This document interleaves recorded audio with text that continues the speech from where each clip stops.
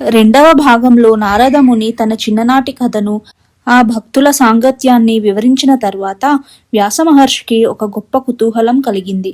ఒక చిన్న బాలుడు అంతటి మహర్షిగా ఎలా మారారో తెలుసుకోవాలని ఆయన నారదుడిని ప్రశ్నిస్తారు. ఆ కథనే మనం ఈ భాగంలో తెలుసుకుందాం. మునులకు భాగవతం ఎలా పుట్టిందో వివరిస్తున్న సూత గోస్వామి ఇలా వివరించారు. ఓ శౌనకాది మునులారా, నారదుడు చెప్పిన తన పూర్వజన్మ వృత్తాంతాన్ని విన్న తర్వాత సత్యవతి పుత్రుడైన వ్యాస మహర్షి ఎంతో వినయంగా, ఆసక్తితో ఆ దేవమునిని ఇలా ప్రశ్నించారు. ఓ దేవర్షి, ఆనాడు నీకు జ్ఞానోపదేశం చేసిన ఆ మహాత్ములు వెళ్ళిపోయిన తర్వాత బాలుడిగా ఉన్న నీవు నీ శేష జీవితాన్ని ఎలా గడిపావు? ఆ చిన్న వయసులో నీవు నీ జీవనోపాధిని ఎలా వెతుక్కున్నావు? అంతేకాదు, కాలక్రమేణా నీవు ఆ భౌతిక దేహాన్ని ఎలా త్యజించావు? ప్రళయకాలంలో కూడా నశించని ఈ దివ్యమైన తేజోమయమైన దేవర్షి రూపం నీకు ఎలా లభించింది? నీవు మరణాన్ని ఎలా జయించి ఈ అనంతమైన స్మృతిని ఎలా పొందావో దయచేసి నాకు వివరంగా చెప్పండి. మీ జీవితమే మాకు ఒక గొప్ప మార్గదర్శకం అంటూ వేడుకుంటాడు. తప్పక చెబుతాను వ్యాస అంటూ నారదుడు ఇలా సెలవిచ్చాడు. నా తల్లి చనిపోయిన తర్వాత 5 ఏళ్ల వయసులో నేను అనాథగా మిగిలిపోలేదు. నన్ను భగవంతుడికి దూరం చేసే ఏకైక బంధం కూడా తెగిపోయిందని భావించి అడవుల వైపు అడుగులు వేశాను. అలా గ్రామాలు, నగరాలు, పొలాలు, గనులు దాటుకుంటూ వెళ్ళాను. చివరకు నిర్మానుష్యమైన భయంకరమైన అడవుల్లోకి ప్రవేశించాను. అక్కడ పాములు, క్రూర మృగాలు ఉన్నా నేను భయపడలేదు.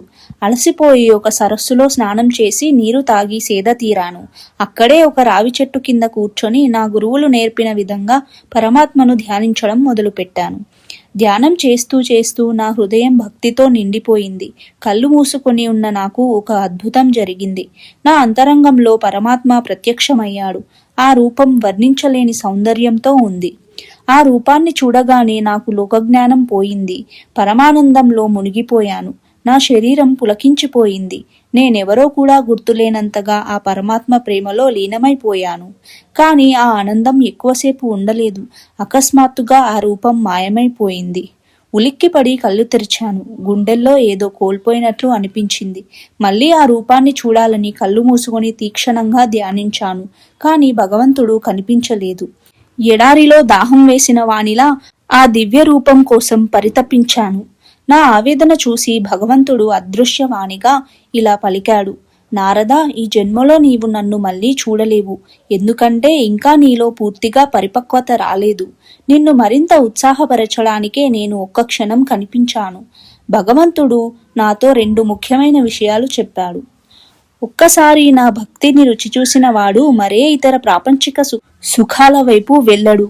వ్యాస, ఈ భౌతిక దేహాన్ని వదిలేసిన తర్వాత నీవు నా శాశ్వత పార్షదుడిగా అవుతావు. నీ స్మృతి సృష్టి ప్రళయాల్లో కూడా నశించదు అని వరం ఇచ్చాడు. ఆ మాటలతో ధైర్యం తెచ్చుకున్న నేను నా కాలమంతా నారాయణ స్మరణతో గడిపాను. కాలం గడిచిన తర్వాత మెరుపు మెరిసినట్లుగా నా భౌతిక దేహం రాలిపోయింది. అది నాకు కష్టం అనిపించలేదు. ఎందుకంటే నేను అప్పటికే భగవంతునితో అనుసంధానమై ఉన్నాను. ఆ కల్పం ముగిసింది. ప్రళయం వచ్చినప్పుడు బ్రహ్మదేవుడు పరమాత్మలో లీనమైనప్పుడు నేను కూడా బ్రహ్మ ద్వారా పరమాత్మ గర్భంలోకి వెళ్ళాను. 1000 దైవ యుగాల తర్వాత మళ్ళీ సృష్టి మొదలైంది. బ్రహ్మదేవుడు తన మనసు నుండి మరీచి మొదలైన ముళ్లను సృష్టించినప్పుడు నేను నారదుడిగా దేవర్షిగా ఆవిర్భవించాను. భగవంతుడు నాకు మహతి అనే దివ్యమైన వీణను ఇచ్చాడు. ఇది భగవంతుని శక్తులతో నిండి ఉంటుంది. ఆ వీణను మీటుతూ నాకు నచ్చిన చోటికి క్షణాల్లో వెళ్ళగలను. అలా నేను నిరంతరం కృష్ణుని గుణగానం చేస్తూ ఉంటాను. ఎక్కడ నా వీణ మోగుతుందో అక్కడ స్వయంగా శ్రీకృష్ణుడు ప్రత్యక్షమవుతాడు. వ్యాస, ఇది నా కథ.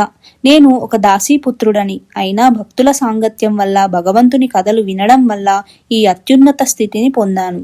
కాబట్టి నీవు కూడా ఆ కృష్ణ కథలను అద్భుతంగా రచించు అని నారదుడు ముగించాడు.